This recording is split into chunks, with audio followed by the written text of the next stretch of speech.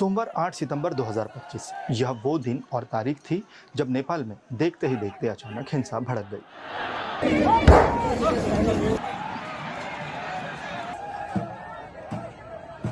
Media reports के मुताबिक नेपाल सरकार ने 4 दिन पहले यानी 4 सितंबर 2025 को टिकटॉक को छोड़ इंस्टाग्राम, फेसबुक सहित कुल 26 सोशल मीडिया प्लेटफॉर्म्स पर तत्काल प्रभाव से प्रतिबंध लगा दिया। इस बात से जेनजी युवाओं का गुस्सा पहले सोशल मीडिया पर देखा गया, इसके बाद वे सड़कों पर शांतिपूर्ण विरोध प्रदर्शन करते नजर आए।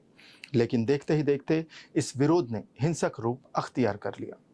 जंगल में आग की लपटों की तरह इस हिंसा ने समूचे नेपाल को अपनी आगोश में ले लिया।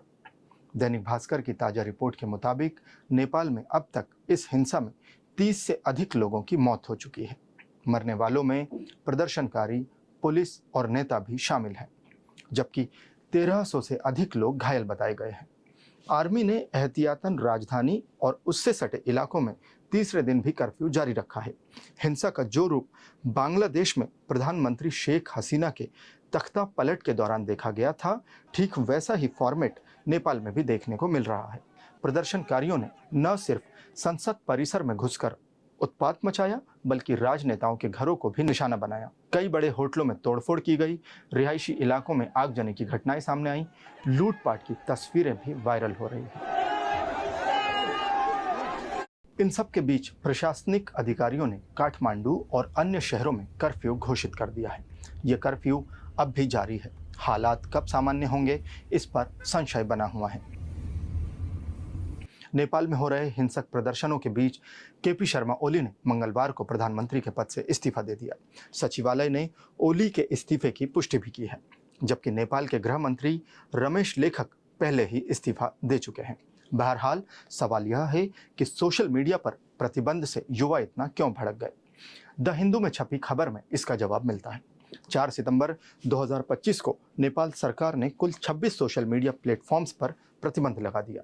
इनमें फेसबुक, व्हाट्सएप, इंस्टाग्राम, एक्स और यूट्यूब जैसे प्लेटफॉर्म्स शामिल हैं।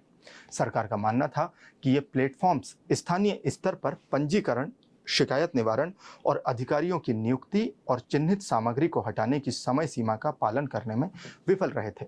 संचार एवं सूचना प्रौद्योगिकी मंत्रालय ने एक फरमान जारी कर कहा था कि उसने नेपाल दूरसंचार प्राधिकरण को सभी गैर पंजीकृत सोशल मीडिया साइटों को तब तक निष्क्रिय करने का आदेश दिया है जब तक कि वे पंजीकृत नहीं हो जाती। इस फरमान के बाद ओली सरकार के खिलाफ ये विरोध प्रदर्शन पहले शांतिपूर्ण तरीके से शुरू हुआ था। इस प्रदर्शन में कई स्कूली छात्र छात्राएं और कॉलेज जाने वाला युवा वर्ग शामिल था। रिपोर्ट्स के मुताबिक प्रदर्शन में शामिल हुए युवाओं की उम्र 30 वर्ष से कम थी। अधिकतर युवा स्कूली ड्रेस में देखे गए थे। यह प्रदर्शन गैर राजनीतिक था, लेकिन इस बीच जांच में एक नाम निकलकर सामने आया, बालेंद्र शाह।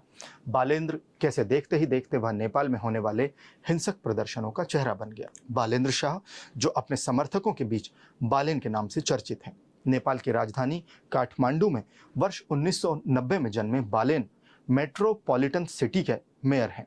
नेपाल से सिविल इंजीनियरिंग की डिग्री हासिल करने के बाद हायर एजुकेशन के लिए उन्होंने भारत का रुख किया। यह कर्नाटक के बेलगावी स्थित विश्वेश्वरैया प्रौद्योगिकी विश्वविद्यालय से स्ट्रक्चरल इंजीनियरिंग में मास्टर डिग्री हासिल की।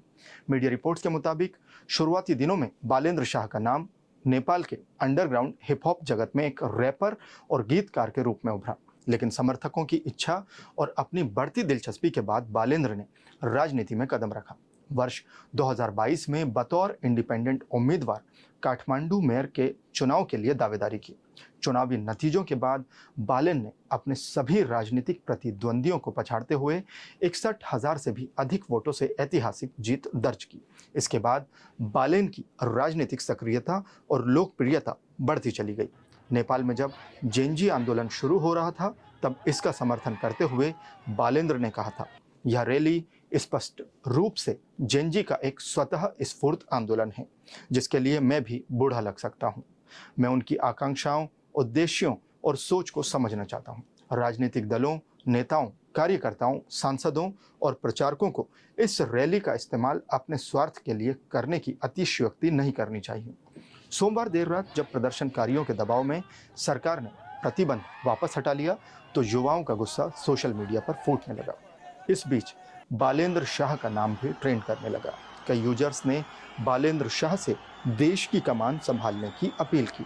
खैर, ओली इस्तीफा दे चुके हैं, प्रदर्शन जारी है। अब प्रधानमंत्री की रेस में बालेंद्र शाह, पूर्व मुख्य न्यायाधीश सुशीला कार्की, बिजली बोर्ड के पूर्व चेयरमैन कुलमन घिसिंग सहित कई नामों की चर्चा है। बड़ा सवाल, नेपाल का अगला प्रधानमंत्री कौन होगा? इसका जवाब आप कमेंट बॉक्स में दें। वीडियो को लाइक और शेयर करें। चैनल को सब्सक्राइब करना न भूलें। आप देख रहे थे ग्राउंड रिपोर्ट। मैं हूं कोमल बड़ोदेकर। धन्यवाद।